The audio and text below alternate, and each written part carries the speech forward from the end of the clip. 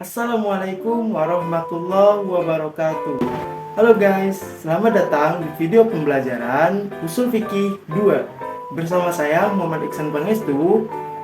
Pada video ini saya akan membahas materi tentang kualifikasi maslahah mursalah. Nah, apa sih kualifikasi maslahah mursalah itu? Berikut penjelasannya. Jadi, menurut pendapat para ulama usul fiqh, mereka menyatakan bahwa legalitas penggunaan maslahah mursalah itu sebagai metode istinbat hukum yang menekankan keharusan adanya persyaratan agar dapat digunakan. Ini berarti maslahah mursalah itu tidak bisa digunakan sembarangan atau sekehendak hati kita.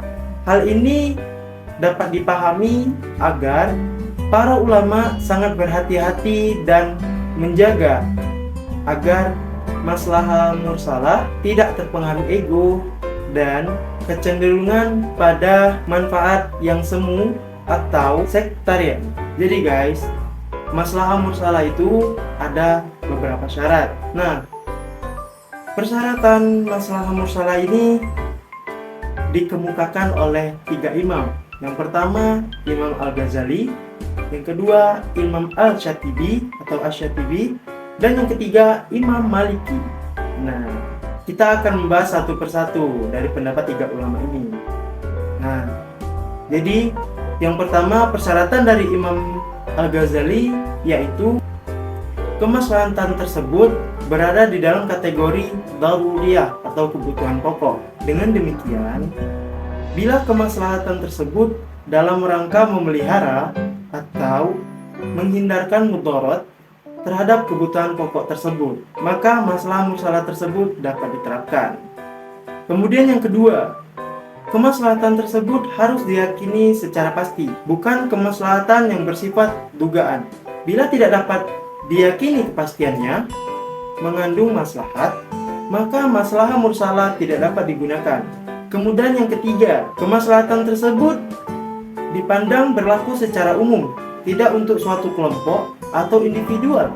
Dan kemudian yang persyaratan yang terakhir yang dikemukakan oleh Imam Al-Ghazali yaitu kemaslahatan tersebut harus sejalan dengan tujuan disyariatkannya hukum Islam. Oke guys, jadi itulah pernyataan dari Imam Al-Ghazali atas persyaratan maslahah mursalah. Kemudian berikutnya pernyataan dari Imam Asy-Syatibi, yaitu seorang ahli usul yang datang belakangan dari Imam Al-Ghazali. Beliau menegaskan 3 syarat untuk masalah mursalah, yaitu yang pertama, kemaslahatan tersebut bersifat logis atau makkulat dan relevan dengan kasus hukum yang dihadapi. Kemudian yang kedua, kemaslahatan tersebut harus menjadi acuan dalam memelihara suatu kebutuhan yang prinsip dalam kehidupan dan menghilangkan kesulitan. Kemudian yang ketiga, kemaslahatan tersebut harus berjalan dengan ruh syariat dan tidak boleh bertentangan dengan nos yang qat'i. Itulah pendapat dari Imam Syatibi. Berikutnya pendapat dari Imam Maliki. Nah, Imam Maliki ini adalah imam mazhab yang menggunakan dalil maslahah mursalah. Untuk menerapkan dalil ini, dari Imam Maliki ini beliau menyatakan 3 syarat untuk maslahah mursalah. Yang pertama, adanya persesuaian antara maslahat yang dipandang sebagai sumber dalil yang berdiri sendiri dengan tujuan-tujuan syariat atau biasa disebut maqasid asy-syariah. Jadi guys, dengan persyaratan ini, maslahat tidak boleh menegaskan sumber dalil lain atau bertentangan dengan dalil yang qat'i. Akan tetapi harus sesuai dengan maslahat-maslahat yang memang ingin diwujudkan oleh syar'i. Misalnya jenis maslahat itu tidak asing, meskipun tidak diperkuat dengan adanya dalil yang khas. Berikutnya yang kedua, maslahat itu harus masuk akal atau reasonable, yaitu mempunyai sifat-sifat yang sesuai dengan pemikiran yang rasional, di mana seandainya diajukan kepada kelompok rasionalis akan dapat diterima.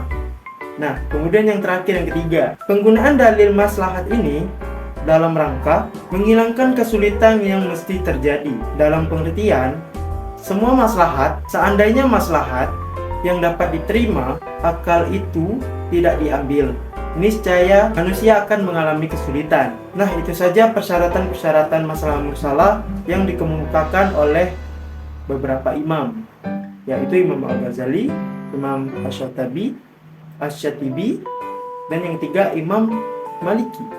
Nah, jadi kesimpulannya, berdasarkan persyaratan-persyaratan tersebut, terlihat bagaimana para ulama yang menerima maslahat sebagai metode istinbat, menjaga agar maslahat yang digunakan tidak boleh sembarangan, tetapi betul-betul berjalan dengan prinsip-prinsip syariat. Imam Al-Ghazali dan Imam Asy-Syatibi misalnya menekankan betapa pentingnya kesahihan maslahat, baik dari segi kepastiannya, sifat yang berlaku umum, dan kelogisannya. Di samping itu, ditekankan pula bahwa maslahat tersebut berjalan dengan prinsip-prinsip syariat. Tapi beda dengan Asy-Syatibi, Imam Al-Ghazali membatasi penggunaan masalah pada persoalan yang sifatnya daruri. Dengan demikian, penggunaan maslahat dalam pandangan Imam Al-Ghazali menjadi lebih sempit, terbatas pada masalah yang dipandang daruriyah. Nah, itu saja pembahasan tentang materi kualifikasi maslahah mursalah. Saya Muhammad Iksan Pangestu pamit undur diri. Saya minta maaf apabila ada kesalahan kata maupun perbuatan saya. Saya mohon maaf. Saya akhiri, wabillahi taufiq wal hidayah. Wassalamualaikum warahmatullahi wabarakatuh.